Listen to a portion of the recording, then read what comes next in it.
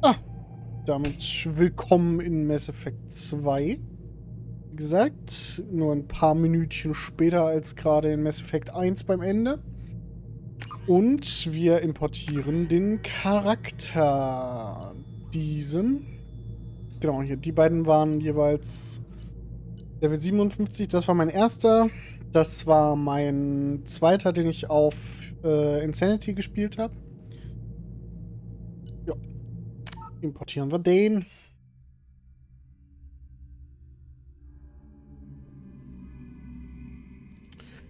So. Wir gehen auf normal, hatte ich, glaube ich, ne? Gut. Dann keinen automatischen mit Untertiteln. Ja. Gut. Dann müsste das hoffentlich alles richtig eingestellt sein. Genau. Wir heißen Ximis Shepard, sind Level 56, aber das ist egal. Infiltrator, ein absolutes Vorbild. Rex hat überlebt. Ashley wurde getötet. Der Rat wurde gerettet. Und Captain Anderson wurde in den Rat berufen. So. Wenn ich mich richtig erinnere, müsste jetzt erstmal Genesis kommen. Als so kleine Zusammenfassung von der ganzen Geschichte. Aber kann sein, dass ich mich da auch falsch erinnere.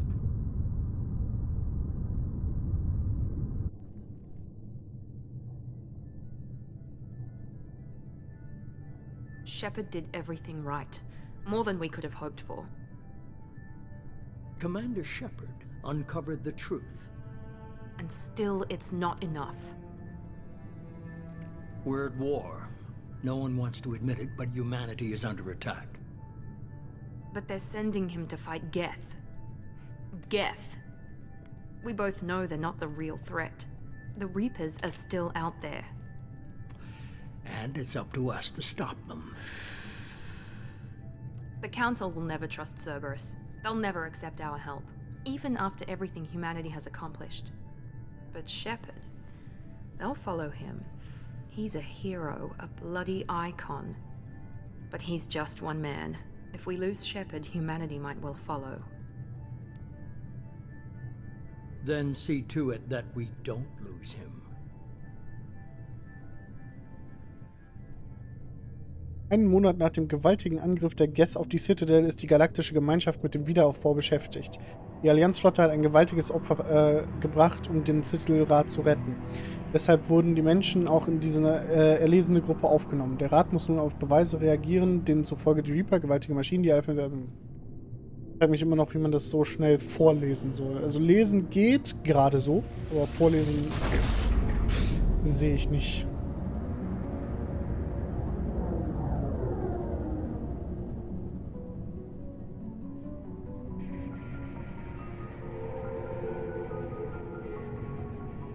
Disengaging FTL drives. Emission sinks active. Board is green. We are running silent. We're wasting our time. 4 days searching up and down this sector, and we haven't found any sign of Geth activity. 3 ships went missing here in the past month. Something happened to them. My money's on slavers. The Terminus system is crawling with them. Picking up something on the long-range scanner. Unidentified vessel. Looks like a cruiser. Doesn't match any known signatures. Cruiser is changing course. Now on intercept trajectory. Can't be. Stealth systems are engaged. There's no way a Geth ship could possibly... It's not the Geth. Brace for evasive maneuvers!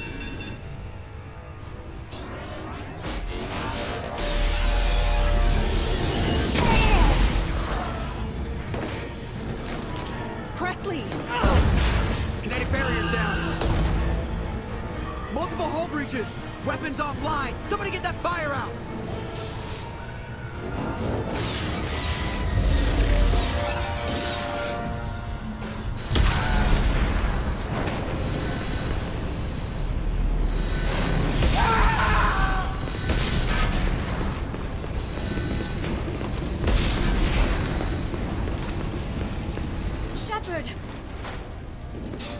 beacon is ready for launch. Will the Alliance get here in time?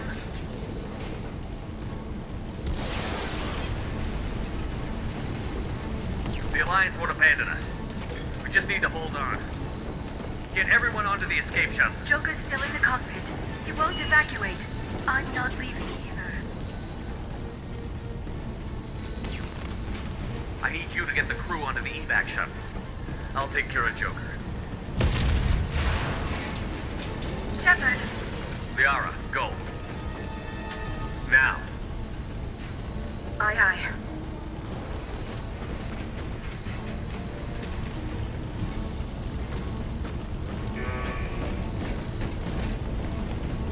Everybody in! Go, go, go!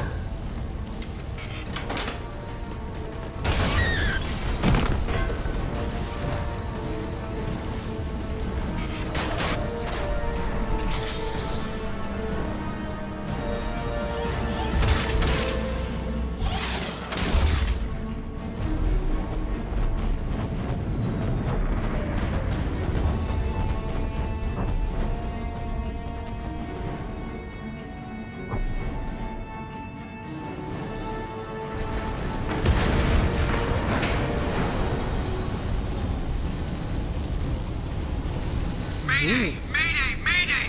This is SSV Normandy! Ja, da werden wir wohl gerade von einem Heavy damage from an unknown enemy! großen, bösen Gegner angegriffen, den wir nicht kennen. Und der hat die Normandy. Hold together! Hold together! Das wahrscheinlich fortschrittlichste Kriegsschiff der gesamten Alliance Navy und Citadel-Flotte einfach mal so, ja, wie ein heißes Messer durch Butter reingeschnitten.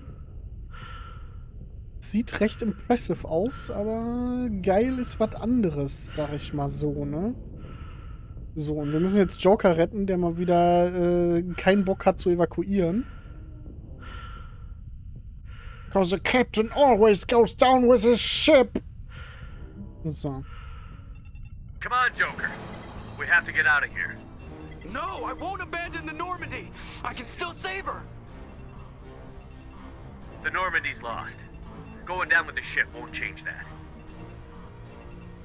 Yeah, okay. Help me up. They're coming around for another attack.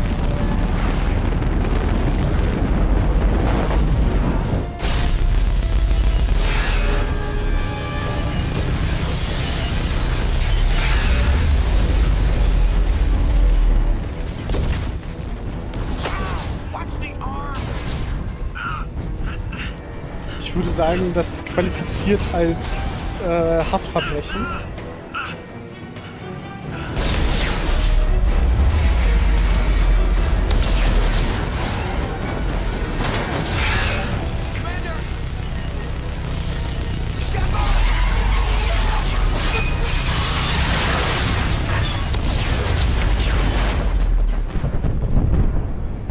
Oh, Suit Rapture.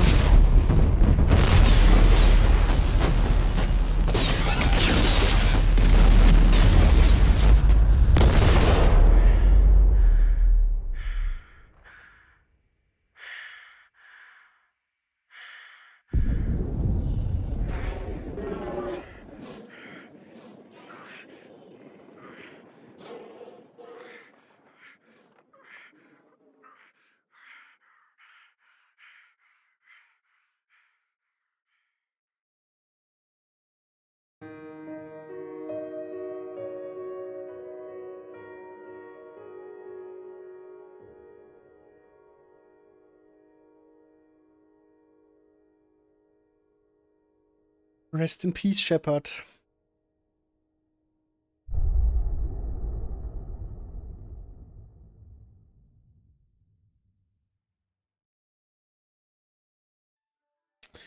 So.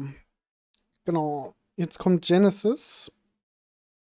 Ich würde sagen, wir gucken uns den einfach mal an, weil ich finde den echt süß gemacht und man sollte halt auch irgendwie so das zeigen, was das Entwicklerteam alles gebracht hat. Und wenn sie es schon in die Legendary Edition mit übernehmen, dann können wir den auch gleich mal gut zeigen. Just another routine mission.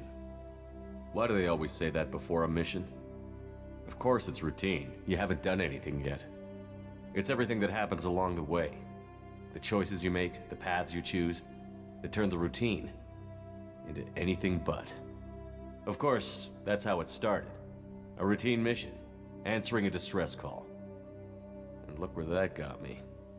We were testing out the Normandy, Captain Anderson's new ship, when the distress call came in. An Alliance patrol on Eden Prime had been attacked. They'd seen something they couldn't explain. And whatever it was massive. I hit the ground with my lieutenant, Caden Olenko.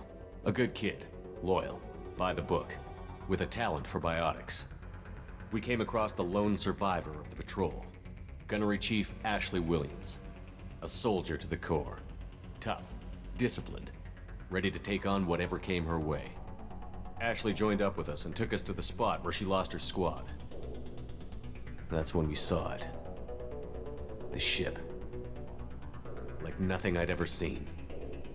It was massive, scorching the colony and everything around it as it blasted away. We followed the path of destruction to an artifact, a beacon left by a long-dead race called the Protheans. The colony had dug it up, and whoever attacked them had tried to take it. Chief Williams made the mistake of getting too close. It hit her with some type of energy. I grabbed her and threw her out of the way. That's when it hit me. Hard. Every muscle in my body went rigid. I couldn't move, could barely breathe. Everything went black. And then I saw something. A vision. A dream. A nightmare. By the time I woke up, we were halfway to the Citadel on our way to meet the Council. I was expected to explain what I'd seen. Anderson came along. So did Adina, our political representative on the Citadel. With those two heavyweights, it seemed reasonable we could persuade the Council that the ship we'd seen was a potential threat, as was the individual behind the attacks.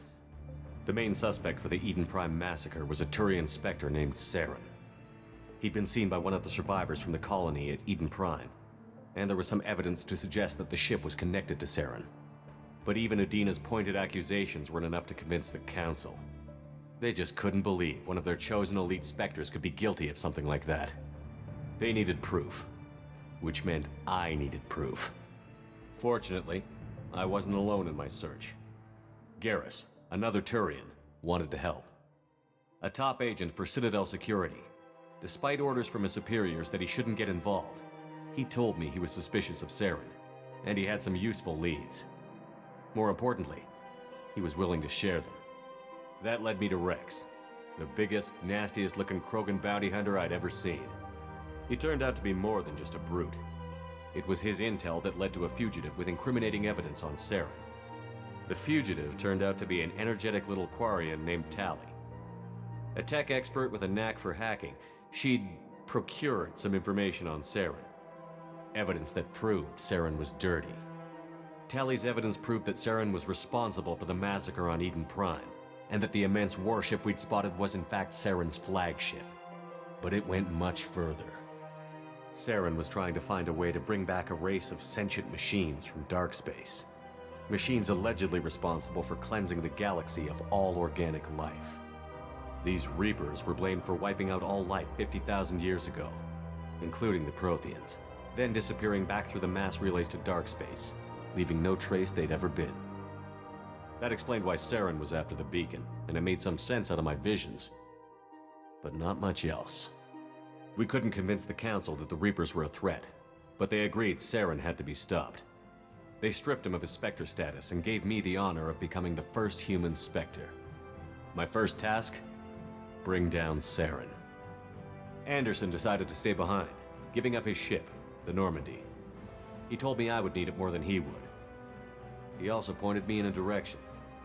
Liara, a Prothean expert, adept in biotics, and maybe most importantly, daughter of Benezia, Saren's top lieutenant. And like most Asari, as beautiful as she is intelligent, and born with a unique ability to meld with other species. Liara was able to help me decipher some of the vision the beacon had given me.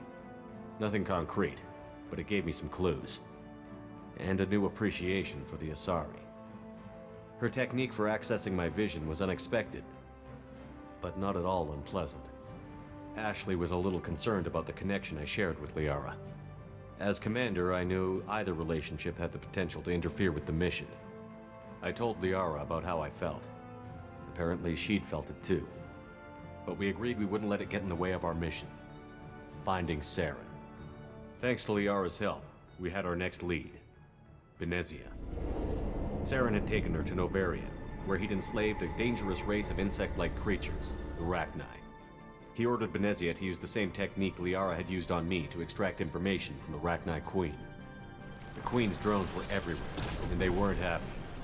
We had to fight through hundreds of them to get to Benezia. By the time we arrived, Saren was gone.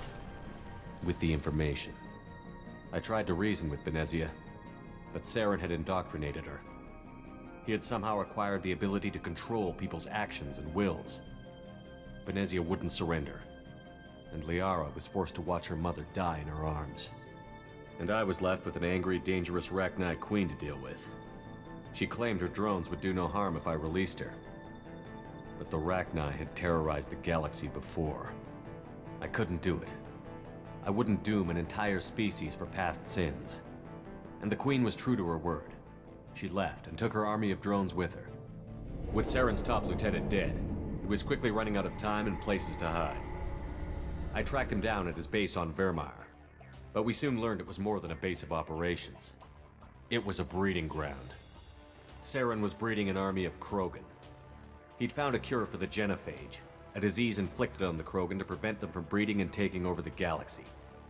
But the Krogan Saren was breeding were slaves, mindless beasts that obeyed Saren's will. I had to destroy the base, and all its research. Rex disagreed. Violently. Rex wanted the genophage cure for his people. I tried to convince him to help me destroy it, that these Krogan weren't real. But he wouldn't back down. Fortunately, Rex is smarter than he looks. He realized this wasn't the way to help his people, and that Saren was the real threat. When we finally got to the center of the base, I realized just how close Saren was to completing his plan. He was already in communication with the Reapers. Sovereign, Saren's flagship we'd all assumed was just a ship, was a Reaper. It spoke to me, threatened me. I could feel the menace it had for every living thing. It wanted me dead. It wanted us all dead. And I knew it was capable of doing just that. What I couldn't understand was why Saren would help it. But there was no time to think about it. Sovereign knew where we were. We had to destroy the base and get the hell out. I split up my team in 2 squads, sending Ash with one and Caden with the other as a distraction. We had a nuke, and we planned to use it. Before we could detonate the bomb, Saren showed up. We fought. I stalled him to make time for my team. And in talking to him, I realized the truth. It wasn't Saren who was indoctrinating everyone. It was Sovereign. The Reaper. And Saren was in deeper than all of them. He tried to convince me he was still in control. Said he found a way to reduce the Reaper's influence, but he was kidding himself. Or believing the lies Sovereign was telling him. Before I could convince him to stop, he ran, leaving me just seconds to extract my squad mates. I tried, but I wasn't fast enough. I could only save one of them. Ash was a good friend and a great soldier, but I had to choose, and I chose Caden. That was the last time Saren would slip away from me. I knew then, the next time we met, one of us would die.